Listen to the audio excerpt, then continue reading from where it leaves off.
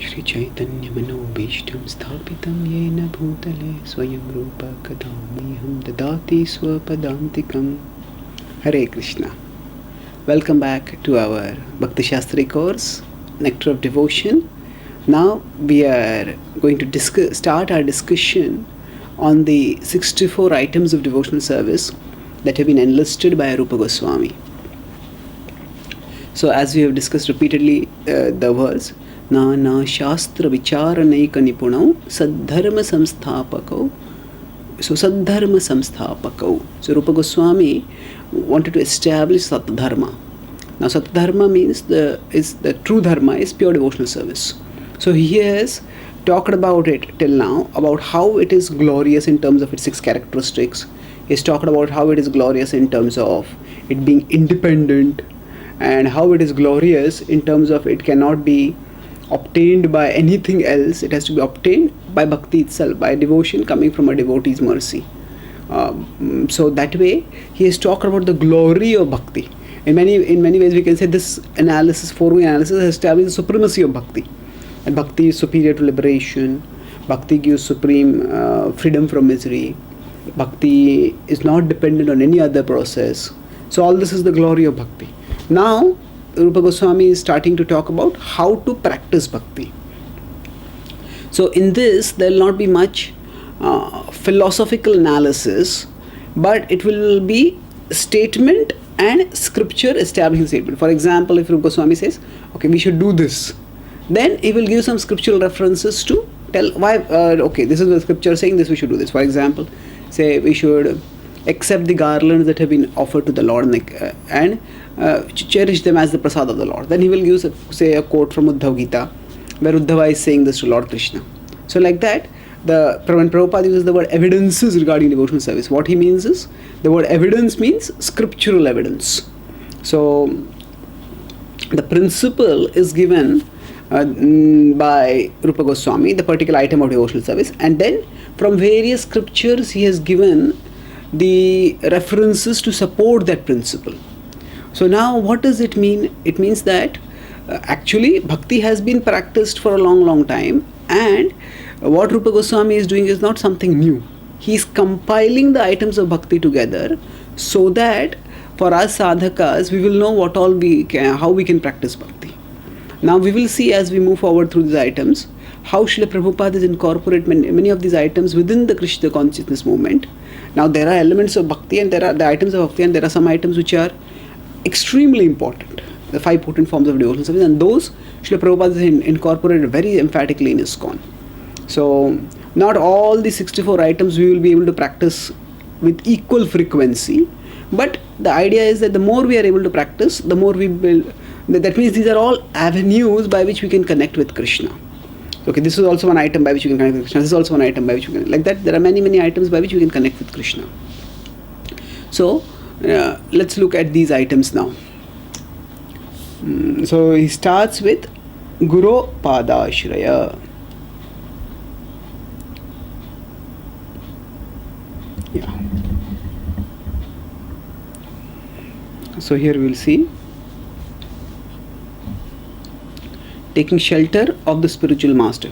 Now actually if we see, the first 5 items are almost related with the same point. They are progressive.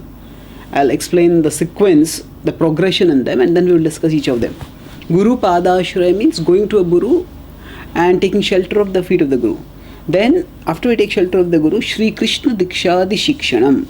That means one gets initiation from the guru and then starts getting shiksha, starts learning from the spiritual master in a more systematic way.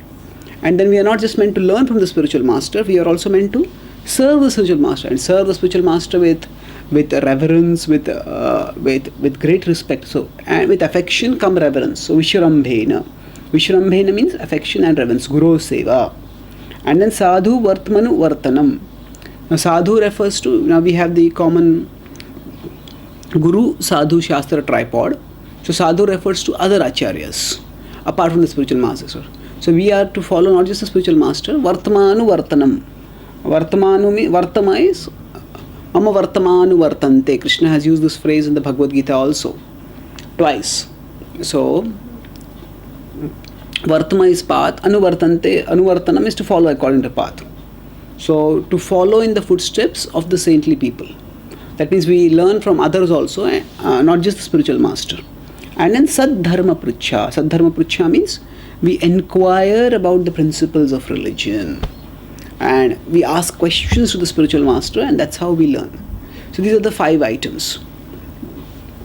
So now Srila Prabhupada gives these are the Sanskrit which are given in the Bhakti Rasamrit Sindhu. Srila Prabhupada in his format of summary study generally doesn't go into the Sanskrit too much, just like in Krishna book also. He doesn't quote the Sanskrit verses. Even when he doesn't quote the Sanskrit verses for the 10th canto itself, and even when he is giving references to substantiate some of the points which he is making in his interspersed comments, he doesn't generally quote the Sanskrit over there. Summary study, Prabhupada keeps things simple and accessible for the people. So here, to help us get a clearer understanding, to help us get a proper perspective, I'm also giving the Sanskrit based on the Bhakti Rasamrit Sindhu. And let's look at the items as Srila Prabhupada has described it based on Rupa Goswami's list. So here we will see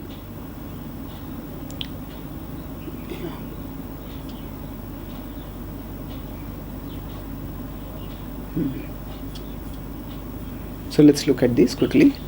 Accepting the shelter of a bona fide spiritual master.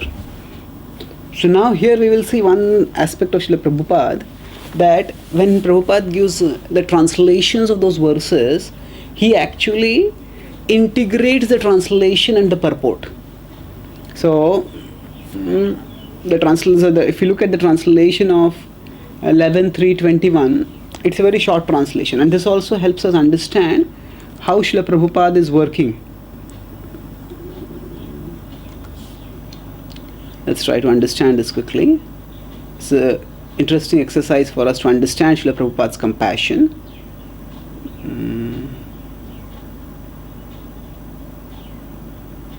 So this is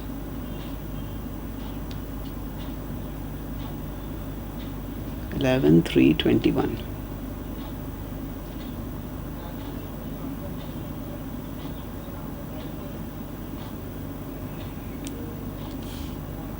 So this is the translation. Therefore, any person who seriously desires real happiness must seek a bona fide spiritual master and take shelter of him by any physician. The qualification of a bona fide guru is that he has realized the conclusion of scriptures by deliberation and is able to convince others of these conclusions. Such great personalities who have taken shelter of the Supreme Godhead, leaving aside all material concerns, should be understood to be bona fide spiritual masters. So actually, this is the 11th. If you look at the original Sanskrit, this is also an elaborate translation. So if you look at the Sanskrit, it says Tasmad Gurum Prapadyeta. Therefore, surrender to Guru. Tasmad. Now, Jigyasu Shreya Uttamam. Jigyasu, a person who is inquiring. And what is the person inquiring about? Not just ordinary things. What is the cricket score? What is the price of the what is the rate of the stock market? What is the price of the vegetables? No. Jigyasu Shreya Uttamam. Long term, the ultimate good. Shreya refers to long term ultimate, and Uttama is, Tama is darkness, Uttama is that which is beyond darkness, that which is transcendental. Jigyasu Shreya Uttamam. Shabde Pare Cha Nishnatam. And what kind of guru should that be? Shabde Pare.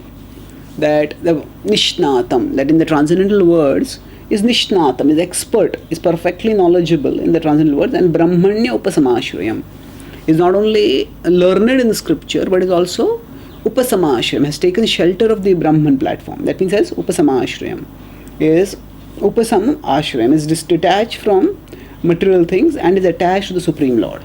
So now this is the Sanskrit. It's such a short verse, we can say.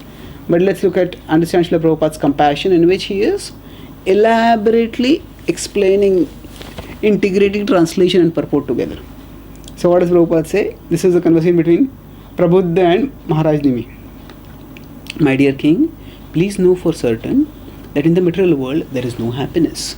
It is simply a mistake to think that there is happiness, because this place is full of nothing but miserable conditions. So now all this, now we may say, where is all this in the translation? in the verse, if we look at the verse over here, there's nothing like this, no happiness in the material world and everything. So what is it? Actually, it is all Srila Prabhupada's purport of this word tasmat. Tasmat. So, therefore take shelter of the Guru. What does therefore mean? Just like we have athato brahma jigyasa. So what does athato mean? So Srila Prabhupada explains athato to me. Now inquire about Brahman. So what does now refer to? Prabhupada explains that now that we've got a human form of life, now inquire about Brahman. So like that, Srila Prabhupada is incorporating this lot of philosophical substance in unpacking even every word. And because it's a summary study, so Srila Prabhupada's focus is on giving what is necessary for the audience. So he takes the scripture and he integrates the translation of the purport in a way that expresses the compassion of his heart by sharing with us what we need to know. So most people may think that, oh, why should I have a guru? It's a fashion to have a guru. No. To go to a guru, if we seriously want to benefit from the guru, then we understand that actually this world is a place of misery. And at a material level, the misery cannot be rectified. If I want to rectify the misery, then I have to rise to the transcendental level. So tasma, therefore. Srila Prabhupada unpacks tasmat as that there is no happiness in the material world, and that is simply a mistake to think that there is happiness here. Because this place is full of nothing but miserable conditions. And then tasmad, he moves forward. Any person who is seriously desirous of achieving real happiness must seek out a bona fide spiritual master and take shelter of him by initiation. So tasmad gurum prapadyeta jigyasu shreya uttamam. So jigyasu shreya uttamam. What is the jigyasu shreya? Of Prabhupada, desirous of achieving real happiness. Jigyasu shreya uttamam. And prapadyeta, Prabhupada translated that, take shelter of him by initiation. Now, shabde parecha nishnatam brahmani upasamashram. Let's see how Srila Prabhupada translates this now. Or rather, he translates and comments in a combined way over here. The qualification of a spiritual master is that he must have realized the conclusion of scriptures by deliberation and thus be able to convince others of these conclusions. So, shabde parecha nishnatam. So, shabde parecha nishnatam, Prabhupada translates as two things: realize the conclusions and capable of convincing others of those conclusions. Such great personalities who have taken shelter of the Supreme Godhead, Brahmanya upasama, Brahmanya, taken shelter of the Supreme Godhead, upasama ashrayam, giving up all other things, leaving aside all material considerations, are to be understood as bona fide spiritual masters. Everyone should try to find such a bona fide spiritual master in order to fulfill his mission of life, which is to transfer himself to the plane of spiritual bliss. So much Srila Prabhupada is giving us. What is the mission of human life? To transfer oneself to the plane of spiritual bliss. Then now, after that, Srila Prabhupada goes into explaining, again he's looking at the context. Nectar of Devotion is a book which was written 500 years ago. And Srila Prabhupada is translating it not just in terms of the language, he is translating it in terms of the context also. Today there is a situation where there are so many people who claim to be gurus and so many people who easily get misled.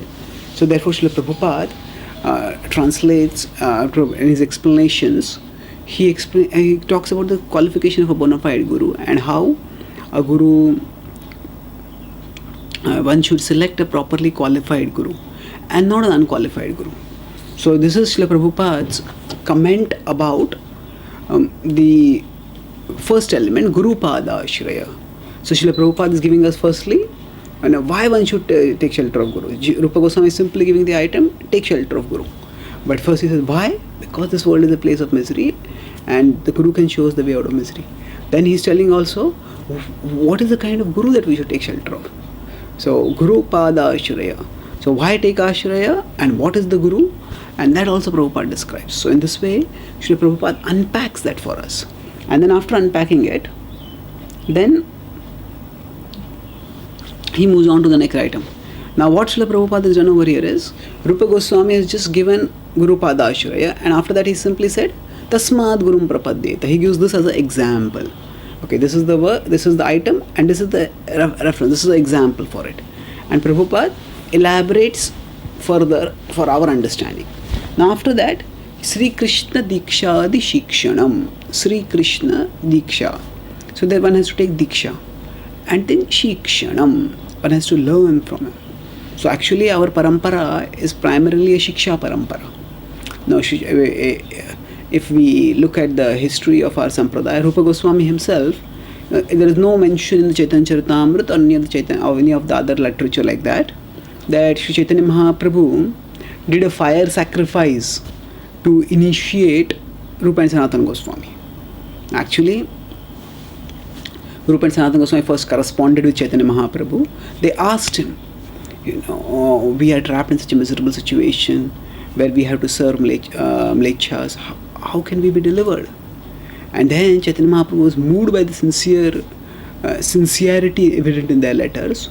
And while going to North India, he came to Ramakeli.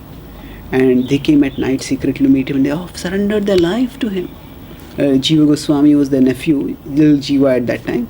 He also came secretly, and he saw how, with complete humility and utter surrender, his uncles offered themselves to the feet of Lord Chaitanya. So that way, basically, Rupa and Sanatan, they surrendered at that time. Chaitanya Mahaprabhu was actually traveling with his associates on Harinam Sankirtan. So there was no place over there for him to do any Diksha. And then after that, when did he meet him? He met Rupa and Sanatan Goswami in Varanasi and that area when he was in North India and they had left home and came. And then again, Rupa and Sanatan Goswami once came to Puri when Chaitanya Mahaprabhu was leaving. So they came. Like that, there are a few meetings. That's for all the meetings that were there. But what happened? They completely offered their heart and life to Lord Chaitanya just based on these meetings. Now, Chaitanya Mahaprabhu gave elaborate instructions in Varanasi to these two Varanasi and to these two great souls, Rupa and Sanatana Goswami. So basically, it was the Diksha was more in the heart, and then there was Shiksha. There was transmission of instruction. So now the essence is Shiksha. But that essence of Shiksha is formalized so that both parties become aware of the seriousness of what is happening. So for us, we, Srila Prabhupada and before him Srila Bhaktivedanta Thakur, had proper Diksha ceremonies where fire sacrifice is done and the spiritual master, the disciple comes forward and takes vows, and the Guru gives a new name. All this is done. Chaitanya Mahaprabhu, of course, gave a new name to them. So in that sense, we could say that that was the Diksha for them. So what is the important point is Sri Krishna Diksha Adi Shikshanam. So Diksha Adi Shikshanam. So the Shikshana is the important, and in that Diksha is also included. So Diksha is like the formalization so that Shiksha can go on. Just like anybody can learn from anywhere. But if a student registers in a university, enrolls in a university, then that formalizes the education. So that now the student has officially entered into the university, has become a properly registered student, and now the student is expected to learn. Now, of course, the infrastructure of the institute is also available to help the student in learning. So similarly, Diksha is like the formal entry into the university. And with respect to our current situation, we have Srila Prabhupada's disciples and grand disciples initiating, the spiritual master is, there are different ways to understand it. The spiritual master is like the person who guides us into the university.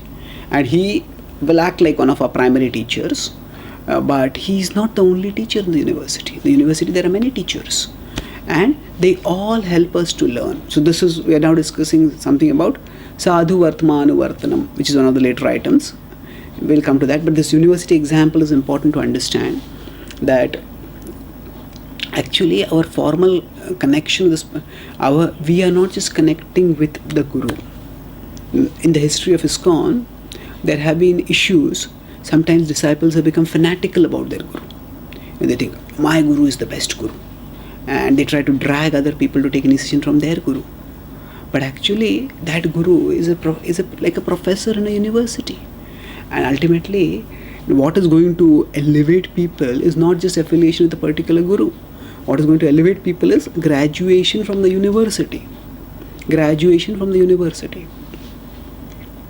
So what we have to recognize is, yes, our spiritual master will be our primary guide, and it is very important that we try to serve and please him and imbibe his mood and learn from him properly. But along with that, it's also important that we learn the proper understanding. We can't divorce the guru from the sampradaya. The guru is representing the sampradaya, and the sampradaya has many representatives, even in our times as well as in the past and in the future. So we learn from all of them, and in that way move forward. So Diksha is a part of Shiksha. Krishna Dikshadi Shikshanam. And initiation is extremely important, because that is the time when we make a vow, a serious vow, that this is the way I'm going to follow these principles. I'm going to chant 16 rounds, like that. So it's very important. By no means is it to be undermined. But at the same time, we shouldn't assume that Diksha is everything. And this also can help us to make sense of another unfortunate, even heartbreaking situation that happens sometimes with the devotees. Sometimes some spiritual masters have difficulties in their spiritual life, and they may not be able to continue their service of Guru. So what happens that time? Some devotees may just lose, I thought my spiritual master is a pure devotee, and then he has had difficulties, and then maybe the process of pure devotion doesn't work, the process of devotional service doesn't work, all of ISKCON is bogus, so everything is nonsense. And then what happens is people just lose faith, and sometimes they go on a rampage of accusation and blasphemy, and there's no need for such a thing. Now we have to Jiva Goswami in the Sandarbhas also talks about it. It's possibility. Even the Mahabharata talks about it.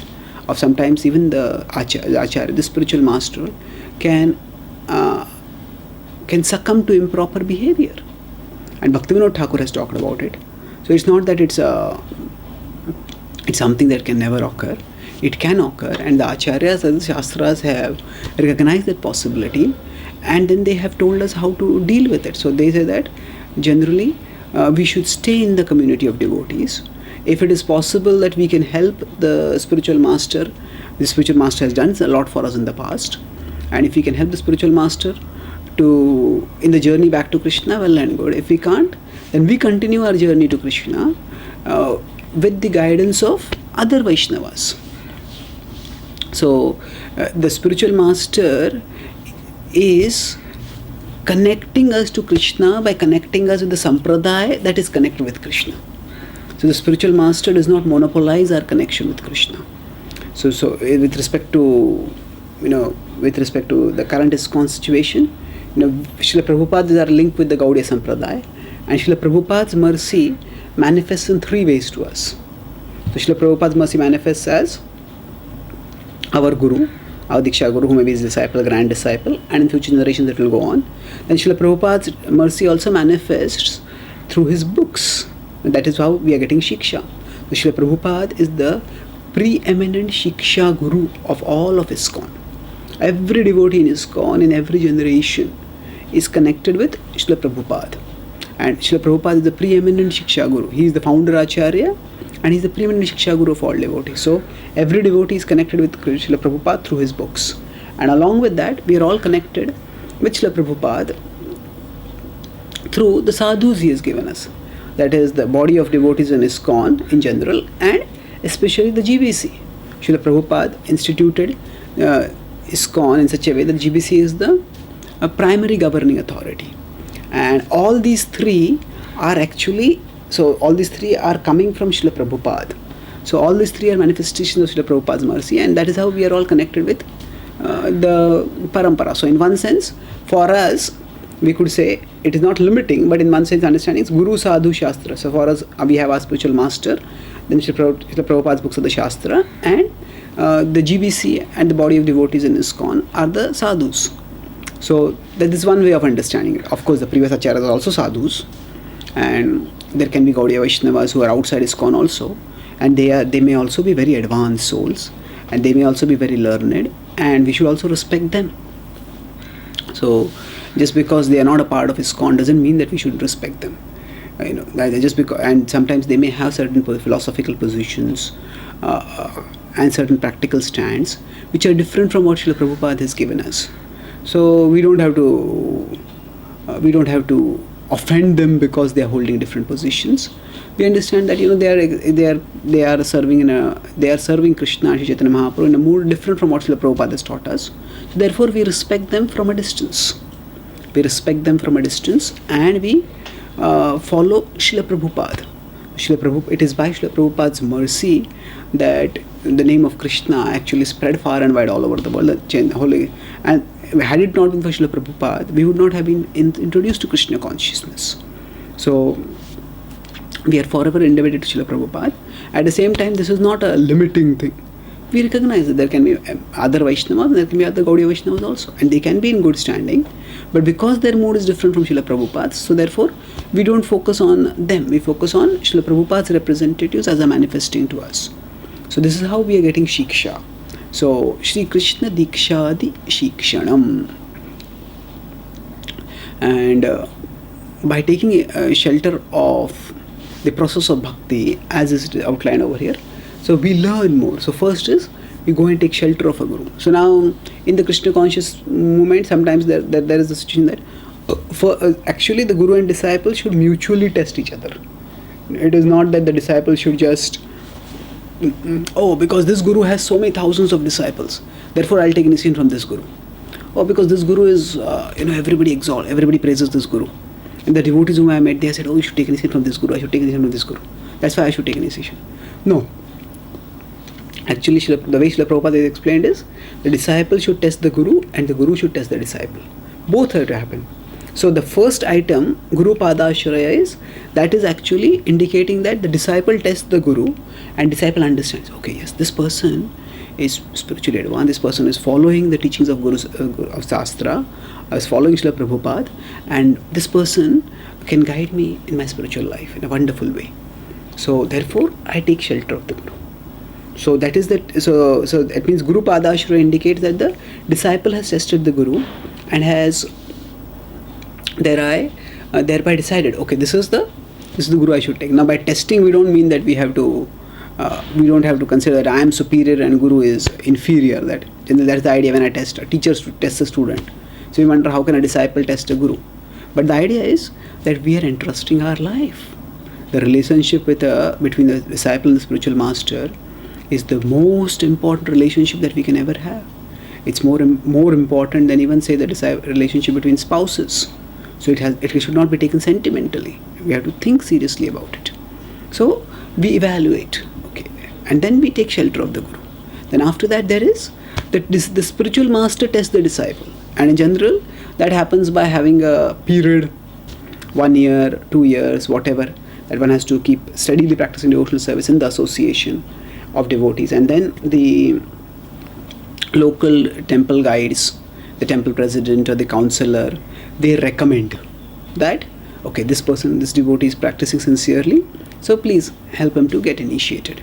Please initiate him. And then the spiritual master initiates the devotee. So Sri Krishna Diksha Adi Shikshanam. And then the third item is Vishrambhena Guru Seva. So now before that, now Sri Krishna Diksha Adi Shikshanam. So here Srila Prabhupada quotes another verse from the same Prabuddha, from the Navyogendra section, Prabuddha. So Acharya Mam Vijaniyam Na Avamanyet Karhichit, Prabhupada quotes. Acharya Mam Vijaniyam. Understand that the spiritual master is as good as Krishna, being non-different from Krishna. And Na Avamanyet Karhichit. Now don't disrespect the Guru, don't become envious of the Guru. So here, when we take initiation, we understand that usually Krishna's grace will manifest to me through this spiritual master. And then further, Prabhupada also quotes the well-known verse, Yasadeve Para Bhakti. We discussed this verse in our course earlier, that one who has implicit faith in the Guru and Krishna, in Guru and in Krishna, that to him the imports of the Vedas are revealed. And then Vishrambhena Guru Seva. So now the relationship, the disciple has accepted the Guru and the Guru has accepted the disciple. Then what happens is Vishrambhena Guru Seva. Intimately, reverentially, one starts serving the Guru respectfully. So actually,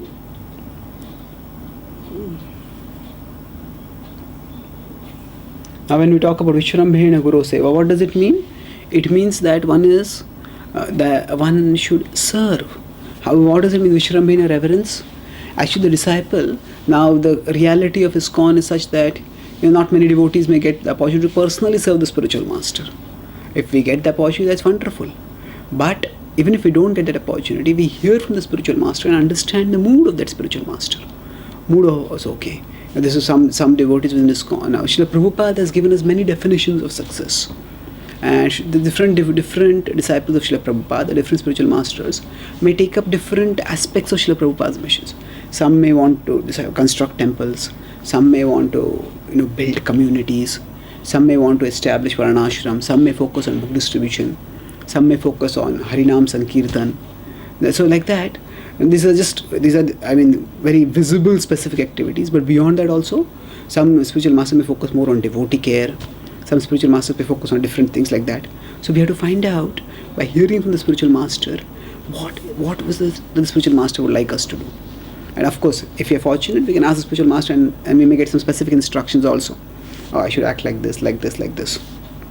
And even if that doesn't happen, what we do get is the general instructions by hearing from the spiritual master. And of course, this also applies. We study Srila Prabhupada's book and understand Srila Prabhupada's mood and mission and serve accordingly. So actually, Srila Prabhupada would very strongly emphasize that all devotees, especially all serious devotees, initiate devotees, should have some responsible, committed service. So that's how our relationship with Krishna will become real and tangible, in the sense that, okay, we are just chanting some rounds and we are reading the books, all this is good. But when we take a service, then we take up ownership of Krishna consciousness movement, in the sense of not that proprietorship, I demand that I have these rights, but rather we take up ownership. Yes, I also have responsibilities. I have responsibilities. This is my movement. We don't remain a guest in Krishna consciousness. We become a host in Krishna consciousness. What can I? Okay, the Krishna conscious society is my home. What can I do? What is my part over here? Maybe I can distribute books. Maybe I can help in deity worship. Maybe I can do preaching. Whatever. So we take up ownership, and that is a very serious commitment, and that will be a defining moment in our onward journey towards Krishna. When we no longer remain guests, we expect to be welcomed and to be cared for, but rather we take up the responsibility. Yes, I have to welcome others and I care for others. Then sadhu vartmanu vartanam. So we discuss this, that we learn from the various saintly people, from the various saintly teachers, and based on that we practice devotional service steadily. So sadhu vartmanu vartanam. Now, we may have some local temple authorities. Our temple president may be there, or the local in charge may be there. And sometimes in the past there has been conflict between, say, the local temple authorities and the guru. So the devotees get a little disturbed, confused. Should I be serving my spiritual master, or should I be serving the local temple authority? Ideally speaking, both of them should work in cooperation. And there are parallel lines of authority, but ultimately both of them are coming from Krishna and coming from Srila Prabhupada with respect to the Krishna consciousness movement, and both of them are ultimately helping us to come closer to Krishna. So the ideal situation is where the spiritual master and the local temple authority, they cooperate with each other. So we shouldn't think that I should just serve my spiritual master and don't care for my local temple authority. No, we have to adjust according to time, place, circumstance. And we shouldn't think that only I have to serve my spiritual master. No, the Diksha Guru is there and there are Shiksha Gurus. We may learn Krishna consciousness from many other devotees also. And they are also very important in our spiritual life. So we learn from all of them and we move forward. And similarly, as we become more serious in our devotional life, after we have studied Srila Prabhupada's books systematically, then we can also study the previous Acharya's books. By that we will understand the depth and the glory of the Gaudiya Vaishnava tradition, and we will also understand the magnificent way in which Srila Prabhupada has presented this Gaudiya tradition to us. So this is all sadhu vartmanu vartanam. And after sadhu vartmanu vartanam, now Srila Prabhupada gives an example of sadhu vartmanu vartanam is that what kind of sadhus do we accept? We accept those sadhus who are in agreement with our Guru. If there are sadhus who are not in agreement with our Guru, then we don't accept them. And Rupa Goswami only gives the example for this of Buddha. Now Buddha is not just Buddha was if we could say at one level he was a renunciate, he was a seer, he was a great great spiritual person, and that's from the object, from even the secular perspective, and from the scriptural perspective, you know that he's the Supreme Lord himself. But what he's teaching is a path that is not according to scripture. So we accept Buddha, but we don't accept the specific teachings that Buddha has given us. So like that, when we say sadhu vartmanu vartanam, we follow the sadhus, but which sadhus? Those sadhus who are actually representing the sampradaya and are in accordance with our guru. And this is one of the main reasons why as devotees we have to be careful about other Vaishnavas. As devotees in ISKCON, we have to be careful while associating with other Vaishnavas and other Gaudiya Vaishnavas. We respect them, but then sometimes their mood may be different from the mood of Srila Prabhupada. Sadhu Vartmanu Vartanam. And then there is Saddharma Pruchha. And Prabhupada just gives a simple one, Naradiya Purana reference for Saddharma Pruchha means one inquires. Okay, what should I do? How should I learn? How should I move forward? Saddharma Pruchha. So we ask, how can I make spiritual advancement? And how can I apply? So the Pruchha should be Saddharma. It should be, we see in the Mahabharata that, or rather in the Bhagavad Gita, the start is Dhritarashtra is also inquisitive. Kimakurvata Sanjaya, he asks in 1.1. But his inquiry doesn't lead to any change of heart. Now Arjuna is also inquisitive, and he is asking, Pruchhami tvam dharma sammudha chetaha. Pruchhami tvam. I'm asking you about dharma. So what happens at the end of the Bhagavad Gita? Arjuna's heart is transformed. Karishye vachinam tava. I'll do what you say. But Dhritarashtra's heart is not transformed. Why? Because Dhritarashtra's inquiry is very superficial. He is inquisitive but not submissive. Now his inquisitiveness is more like a news report, asking for a news report. What happened on the battlefield? But Arjuna's inquiry is much more serious. What is the right path? What should I do in life? He's asking specifically, should I fight or not? But actually Arjuna's question is much deeper. He's asking about Shreyasyan nishchitam bruhitanme shishyaste ham shadi maam tvam prapannam. Tell me what is Shreya. So his question actually is much deeper, not just asking about what is going to happen on the battlefield or what he should do in the battlefield. So what is the right path of action, course of action, life itself.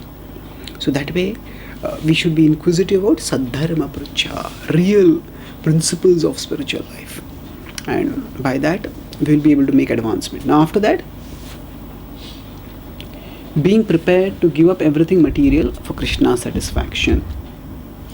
So let's look at these over here.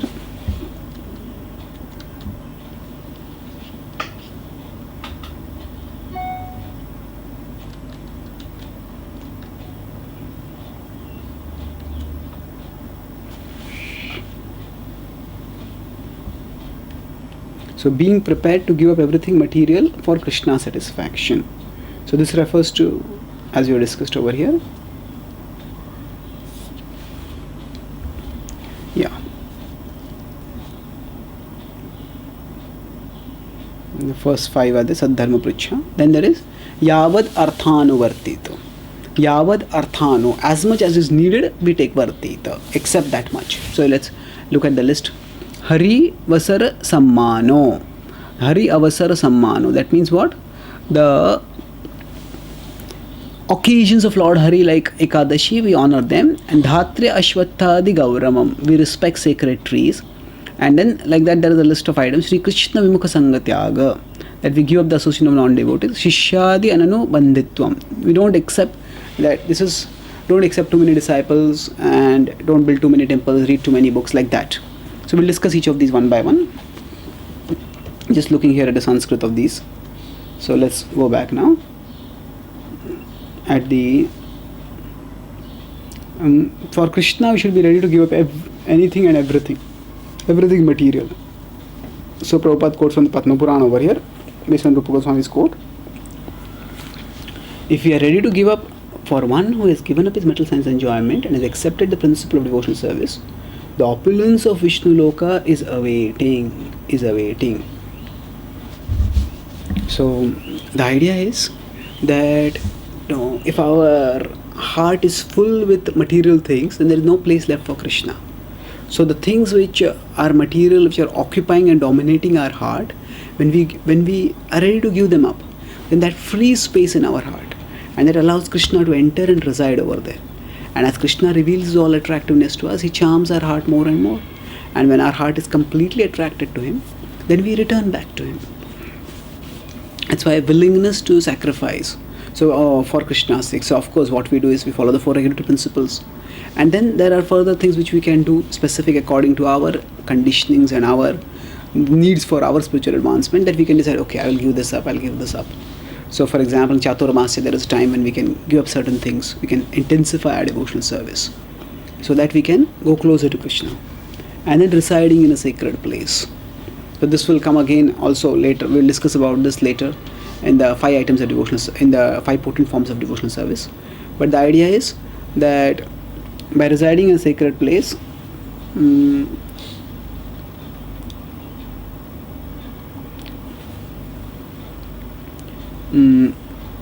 by residing in a sacred place, actually what happens is that we move forward closer to Krishna. So actually that Yavad Arthanu was this one, accepting only what is necessary. So Shri Krishna Artha Akhila Tyaga. So that earlier one was actually giving up things for Krishna. And then the idea is we reside in a holy place. In the holy place there is a lot of spiritual potencies there, because the Lord, many holy places, Lord himself has performed pastimes over there. Some holy places, there are many places where tirthas, which are like places where sacred things have happened. And dhams are not just tirthas, dhams are even greater, more potent. Dhams are not just place where the Lord appeared some time ago and performed a pastime. The dham is a place where the Lord resides forever, and they are even more potent. And along with that also further, there are the great devotees who have performed bhajan over there. And further, when we go in the association of devotees, then it's even more potent. So that way, going to the holy places is extremely beneficial. And then accepting only what is necessary. So yavad arthanu. So vartita. That means as devotees, we have to live in the material world and we have to act in the material world. But how we should act? We should act in such a way that we don't get too caught up in accumulating too many things. This is similar to we discussed atyahara prayas in the Updeshamrit. So if this simple living helps us for high thinking, thinking about Krishna. And Prabhupada gives a reference from the Naradiya Purana, all this. And then observing fasting on Ekadashi. So Harivasara Sammano. So what is the idea of fasting? The purpose of fasting is not self-torture. Oh, you should not eat food, you should not eat food, you should not eat food. Actually, the purpose of fasting is to redirect our consciousness from material things to Krishna.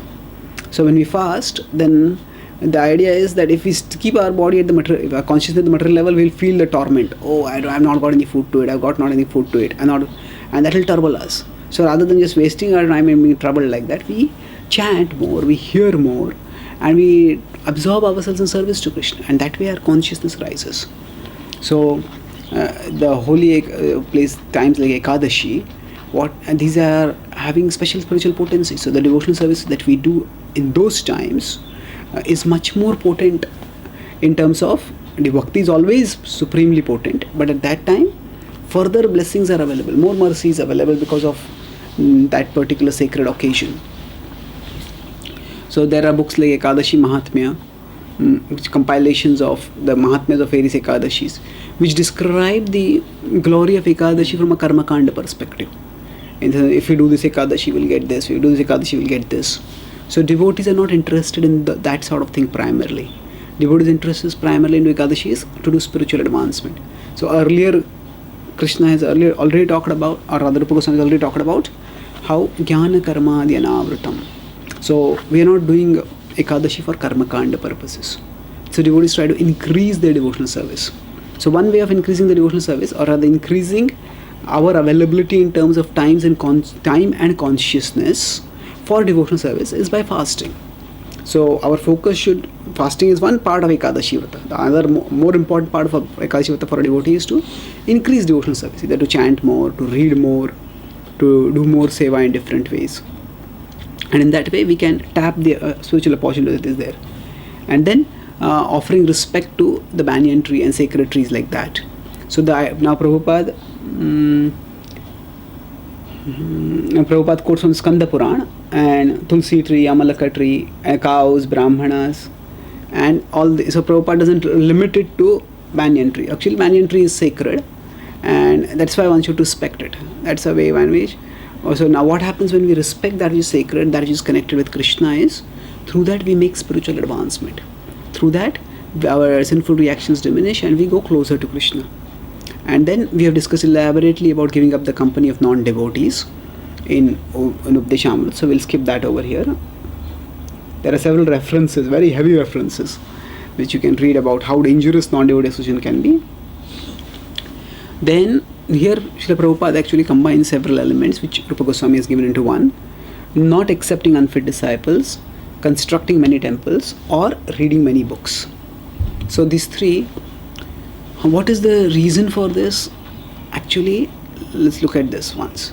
Generally, when people become religious in the Vedic culture, we say if a person would become wealthy, if there would be a king. A king would not only construct a big palace for himself, but also the king would construct big temples for the Lord. And that was also a matter of Kshatriya honor. That yes, as a Kshatriya, I have done my dharmic duty and constructed a magnificent temple. In fact, often many temples are made over generations. Many kings work generation after generation to build the temple. So that sort of dedication sometimes goes far beyond the call of duty. It's because of devotion that they are doing it. They're not obliged, they feel inspired to do it. So building temples is wonderful. We want to have temples to glorify the Lord. But building temples requires a lot of effort. And it involves fundraising, it involves management, it involves dealing with materialistic people to get the money and to get the things done. And that can become a contamination. So according to one's adhikar, according to one's capacity, how much contact with material energy can one withstand? Based on that, one has to choose these things. So if one gets involved in building too many temples, then one gets too money-minded. And that is not very good. So we are building temples to glorify Krishna, not to glorify ourselves. I build so many temples. No, we want to glorify Krishna. And that to preserve that consciousness of wanting to glorify Krishna, it's vital that we remember we have adequate time to connect with Krishna through the limbs of devotional service, which directly connect with Krishna, like hearing and chanting. And then not accepting unfit disciples.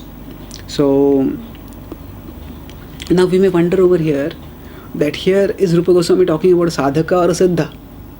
We are talking about practicing bhakti, and as sadhakas, we are just now he talked about, say, taking initiation from a spiritual master, and now he's talking about we ourselves not giving initiation to too many disciples. So who are these instructions directed to? Actually, the point is that every sincere disciple is expected to share Krishna's message with others. And in that sense, every disciple is expected to become a guru.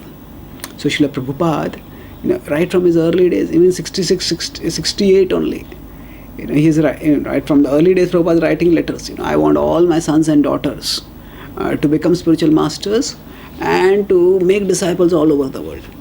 So the idea is that this legacy of love which Krishna is giving through the Guru Parampara is not to be frozen, it is to be widely distributed. And every devotee is also expected to do that eventually. But while doing that, the devotee has to be cautious. So this instruction, of course, may not apply to new devotees.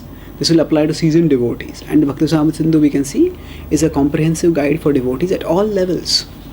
So Prabhupada writes also in the purport that sometimes one may accept a disciple just because that disciple does some favors for the spiritual master at a material level. The disciple gives a big donation. So now, just because the disciple gives a big donation doesn't mean that that disciple is capable, or that person, that just because the person gives a lot of big donation, that doesn't necessarily mean that that person is capable of becoming a disciple. A disciple should have interest in being disciplined, in wanting to make sincere spiritual advancement. So the karmic reactions of the disciple can go to the spiritual master, and if the disciple continues to do sinful activities, then the spiritual master will get those reactions. That's why one has to be very cautious. So in that sense, one should not accept unfit disciples. But Srila Prabhupada also takes that how it's very difficult. Srila Prabhupada was at an emergency when he was sharing Krishna consciousness with the world. In terms of, he was very old, 69, 70, when he started off his preaching. He was 69 when he went to America, 70 when he started ISKCON. And then he did not have much time. So that's why he had to, at an emergency level, whoever was interested, often he gave initiation. Sometimes he gave initiation in non-conventional ways. He even gave initiation by sending letters. And he did not do fire sacrifices. And all this is, it's an expression of his compassion. Srila Prabhupada even gave sannyas initiation to very young devotees who were only a few years in the movement. So why did he do that? Because at that time it was an emergency. Srila Prabhupada had to had to make sure that the Krishna consciousness movement had the infrastructure by which it would carry on Chaitanya Mahaprabhu's legacy for 10,000 years. So in an emergency, certain things may have to be done. And that's why Srila Prabhupada did that. Srila Prabhupada clarifies that in his purport also. But as ISKCON has become more stabilized now, so now the spiritual masters are more circumspect. So they check whether the disciple is serious, and they check for 1 year, 2 years, whatever. 1 year is generally the minimum within ISKCON. 1 year is 16 rounds following 4 regular principles. And that is an indication of the seriousness of the disciple. So that way, don't accept unfit disciples. And then also don't read too many books. So the idea is that Bahu Shastra Bahu Vakya Chitta Brahma Hai Sadhana Sadhya Sreshta Na Hai Nishchay. In the Chaitanya Charitamrita said that if we ultimately, when we study, what is the goal? Sadhana and Sadhya we need to know. Okay, what is the means and what is the goal? But if we read different books, this book will glorify this book will glorify that, this book will glorify that, we'll get completely confused.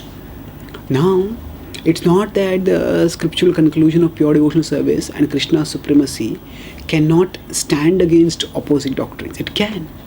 And when there are debates, our acharyas have strongly established the siddhanta of bhakti. But we may not be equipped enough to go into all the debates, because every school of thought will have its own proponents, and that proponent will be aggressive, will be intellectually aggressive, even intellectually persuasive, and we can get confused. That's why initially at least we should focus on reading Srila Prabhupada's books and the books that help us to become situated strongly in Prabhupada's teachings. So Prabhupada's followers may also written books, and that's what Srila Prabhupada wanted also. So Srila Prabhupada's followers write his books so that the teachings of Srila Prabhupada become more accessible to people. Accessible and comprehensible, and that way the teachings of the scriptures become more accessible and comprehensible. So not reading too many books means that we should focus ourselves on understanding the siddhanta that our acharyas have given us, and then practicing that siddhanta.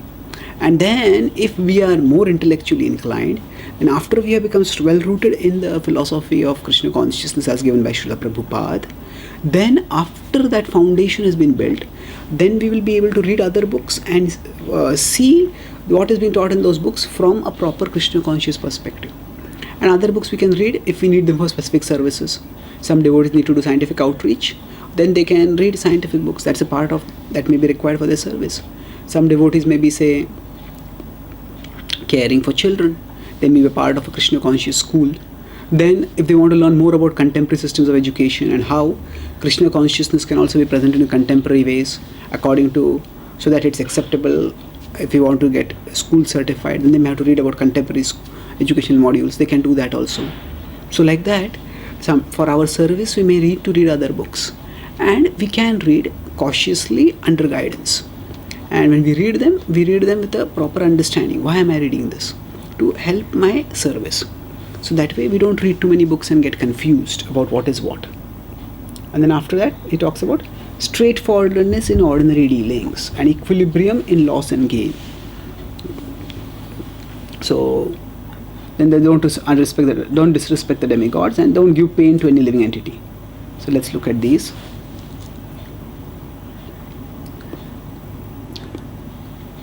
So vyavhare api akarpanyam. So no duplicity in our vyavahar is worldly dealings. Shokadi avashavartita. Avasha. When this becomes avasha, helpless, overwhelmed by material emotions like lamentation. And anya devan avagya. One doesn't do disrespect of other devatas. And bhutanu anudvegadaita. That one doesn't actually trouble other living entities, other living beings. So let's look at this further. Yeah. So, straightforwardness in ordinary dealings. A devotee should not be dishonest. In our worldly dealings, we are straightforward. It's not that we use our devotion as a license to become immoral. Sometimes, for a higher principle, lower principles may have to be sacrificed. But the important point is that we don't use devotion as a license for being immoral. In general, devotee should be in Sattva Guna. And Sattva Guna means truthfulness, straightforwardness. So sometimes, for the sake of devotion, just like Yudhishthira Maharaj, at the request of Krishna, he spoke a lie. When Drona asked him, was Ashwatthama killed? So he actually did not speak a complete lie. He said, yes, Ashwatthama is killed, but not the man, the elephant. And actually an elephant had been killed in the conflict before that by Bhima. And that elephant's name was Ashwatthama. So on special occasions, we may have to speak some things which are not entirely the accurate truths, but that is reserved for special occasions. In general, devotee should be straightforward in the dealings. And then now here he says that don't get overwhelmed by material emotions. A devotee cannot deny material emotions. Arjuna also, we see, when Abhimanyu was killed, he was devastated. But then that did not deviate him from his duty. He recovered and in fact intensified his duty, intensified his service to Krishna on the next day. So, next day of the war in Mahabharata, when he practically wreaked havoc in the Kaurava camp and eventually avenged the death of Abhimanyu by killing Jayadratha. So, we will have, as human beings, we have emotions. And we can't certainly deny those emotions, even if they're material. But we don't become overwhelmed by them. We understand that material things come and material things go. And just like if I'm going in a train journey, then we shouldn't eternalize the material. We shouldn't eternalize the present. Okay, some problem has come, I will deal with it. And it will move forward. This is the train of life. Train moves forward. Some stations are dirty, some stations are clean. So we just pass through the stations. We don't get mentally stuck up, oh, that station was so dirty, or that station was so clean. We keep moving forward the train. So like that, life sometimes will give us problems. Sometimes it will give us pleasant situations. But we understand that I have to keep moving forward in my service to Krishna. So one doesn't get too overwhelmed by material emotions. And then after that, Anya Devan Avagya. One doesn't disrespect the devatas. Actually, we are meant to, the next item will be that we don't trouble or hurt any living being. And Prabhupada explains both those items, that actually what we should do is we should recognize that the devatas are also exalted for individuals. They are representatives of Krishna. We discussed earlier how Krishna is the Prime Minister or the King and the devatas are the ministers. So a citizen has to respect the ministers also. But the citizen doesn't confuse the ministers to be the king. So like that, we don't disrespect the devatas, although we don't confuse them to be the Supreme Lord. So if we pass by a demigod temple, we can fold our hands and offer respects, and we can pray to the devata for blessing us so that we can advance in devotion. But we don't have to go out of our way to do some vrata for the devatas, because we are doing Kevala Bhakti. So, but Kevala Bhakti is not fanatical. Pure devotion doesn't mean that I just deride the devatas. No, we respect them as representatives of Krishna. And similarly, when we have devotion, we understand that all living beings are also parts of Krishna. And we need to respect all living beings. So a devotee doesn't want to hurt anyone unnecessarily. Even sometimes when we are sharing the philosophy of Krishna consciousness, sometimes when people have different opinions or people have different lifestyles, then we may say that this person is just a degraded lifestyle. Now he's doing this sinful activity, that sinful activity, that sinful activity. Now yes, sometimes because of the influences of the mode of passion and ignorance, a person may be brought up in a culture which is quite degraded. But if you look at Srila Prabhupada's example, Srila Prabhupada was not derisive. Srila Prabhupada was not mocking the hippies. He respected the hippies as the Not that he respected their lifestyle. He was strong in pointing out that they needed that. When he spoke the philosophy, he did not mince words. But at the same time, at an individual level, he was warm, he was personal, he was caring. And the hippies saw that Prabhupada cared for us, Prabhupada loved us. And that's how many of them became transformed. So we shouldn't use our philosophical or moral standards to beat down other people and to deride them. No, we need to respect them. And when we respect them, when they say that we respect them as individuals, as parts of Krishna, then they will become open to hear about Krishna's message. And then that's how they will come closer to Krishna. So this is also a principle of bhakti, that we respect all living beings. Our devotion is not a license for us to become careless. Suppose we are doing kirtan. Now sometimes the devotees are doing kirtan and they think that I'll go into ecstasy when I'm dancing. And when they're dancing, they just move their hands wide apart. And they are in ecstasy and they are slapping, slapping people around them. That is, their ecstasy is becoming a cause of agony for others. So, that it should not be like that. We should dance gracefully, and we don't have to add actually. We should dance non-violently. Non-violently. So, this is just a gross example, but the point is that we shouldn't make our thing that just because I am a devotee, that gives me a license to become insensitive and disrespectful towards others. No, we respect everyone. So, if you see most of these qualities which have been talked about, they are indicative of the depth of a devotee's Krishna consciousness. A Krishna consciousness doesn't mean just being, okay, Krishna is my Lord. That is true. That consciousness has to be there. But along with that, there is a connection of Krishna with everything. So how I deal with devatas will also reveal my Krishna consciousness or reveal my lack of Krishna consciousness. If I don't see the devatas' connection with Krishna, that they are also representatives and servants of Krishna, if I don't see all living beings' connection with Krishna, then that means my Krishna consciousness is lacking. So the purpose of all these items is to help us in remembering Krishna. When we respect devatas, we remember Krishna and their connection with Krishna. When we respect other living beings, we remember Krishna and their connection with Krishna. And in this way, all these items enhance our Krishna consciousness. We'll continue discussion of the offenses and the other items in devotional service in our future class. Thank you. Hare Krishna.